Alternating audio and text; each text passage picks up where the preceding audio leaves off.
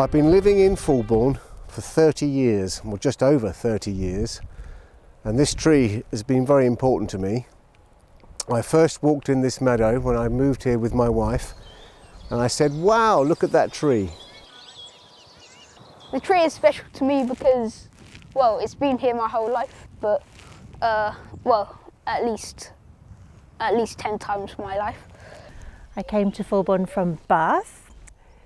One of the first things we did when we arrived as a family was take our boys and go out exploring, and we found this tree. And it was just a real moment of feeling like, okay, there's something here which we can start to build a story of ourselves, our family, in this place. We live very locally, so it's just the most obvious thing to do is to come out with the dog and visit this place over and over again. We don't get bored. You get hoarfrosts, there's the mist, sometimes the cobwebs in the autumn are beautiful. I own the nature reserve site. The family have inherited the land over 200 years ago, and in the 1960s the then Wildlife Trust started to manage it as an educational nature reserve. So the Wildlife Trust, his main focus is to preserve, maintain and enhance the wildlife and species found in Cambridgeshire. So the special features of Fulbourn Fen Nature Reserve are obviously here the species-rich grassland, hundreds of years old, not been ploughed, not been fertilised, so really rich as you would expect to have been hundreds of years ago, like I said. But it's not just the grassland. You've got the chalk water, ditches and streams, and of course the oak trees. You know, the wonderful, wonderful oak trees. The age of a tree and the size of a tree do not always correlate. You can measure an oak tree to get a rule of thumb, roughly an inch per year based on the diameter. Yes, I remember the tree when I was young. It's an old friend really, and it's obviously an ancient oak in my view. Having measured it recently, I think it's probably about 400 years old, it may be more. It would have been an old tree a couple of hundred years ago, and so it would have been part of the village folklore. And undoubtedly, young couples would have found their way in here when they were courting. Kind of a way to feel like you belong in a place is to connect with things that have been here for a long time. And of course, the real living thing that you're going to find that has been in a place for any significant length of time is a tree.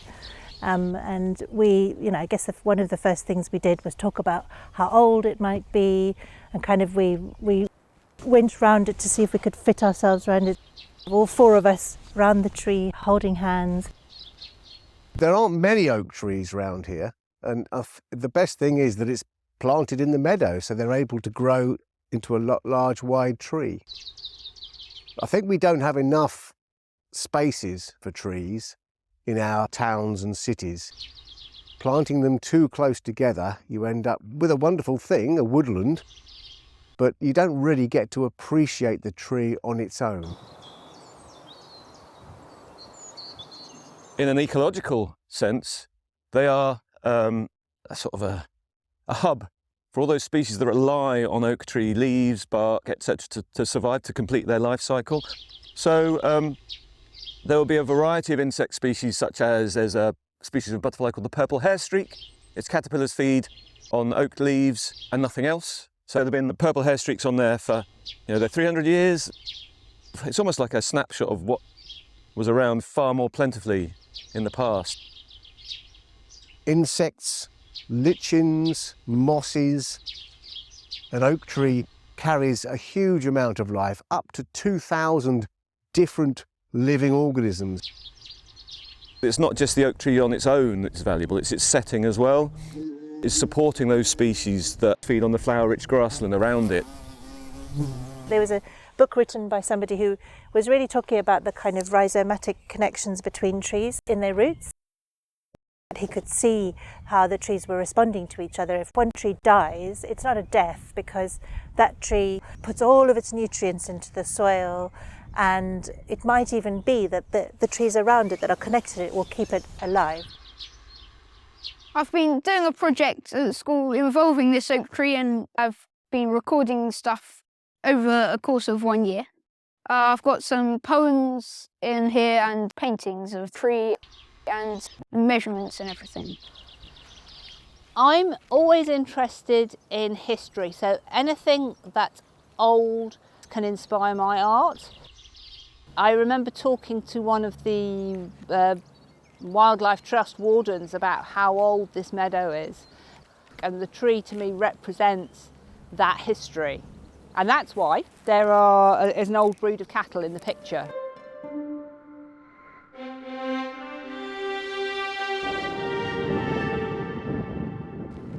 The tree is a special part of the village because, well, everyone enjoys sitting here. They come here a lot to have picnics and everything.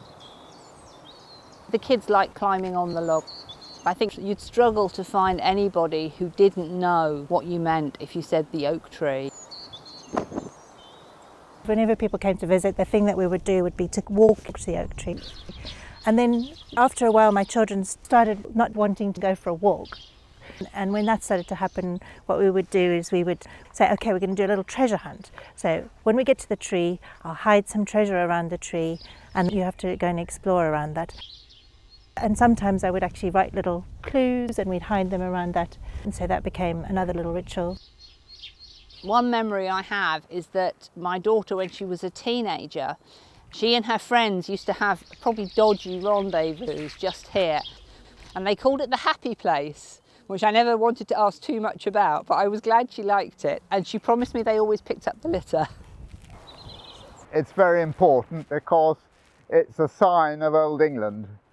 You don't find many meadows like this anywhere else, where you have an enclosed environment, which has been very much the same for several hundred years. I mean, this field hasn't been ploughed, as far as I know, ever. The aesthetic value of trees is really important. They are beautiful to look at. The value of nature for our mental health is essential. So, any connection people can have with anything natural is really important. So there's this kind of beautiful interplay between all of the organisms on the planet, and we are a part of that. And I think that we've forgotten that. We can only exist with everything else in place. And I think why it's important then to develop a relationship with specific trees like this oak tree is that it kind of gives us a specific tree which we can attach to, and when we attach just to one tree, that really attaches us to all of the other trees. I've always felt that trees matter, but I think they matter more than we can possibly imagine. In a sense, it's really difficult for us to get our heads around how important those things are. This is a poem I wrote, and the first letter of each line spells out oak tree. Open to the world and all of the sky, all kinds of bees and butterflies. Turn around to watch leaves grow, remembering times when winter did go. Eventually spring will come, eventually the tree will bloom.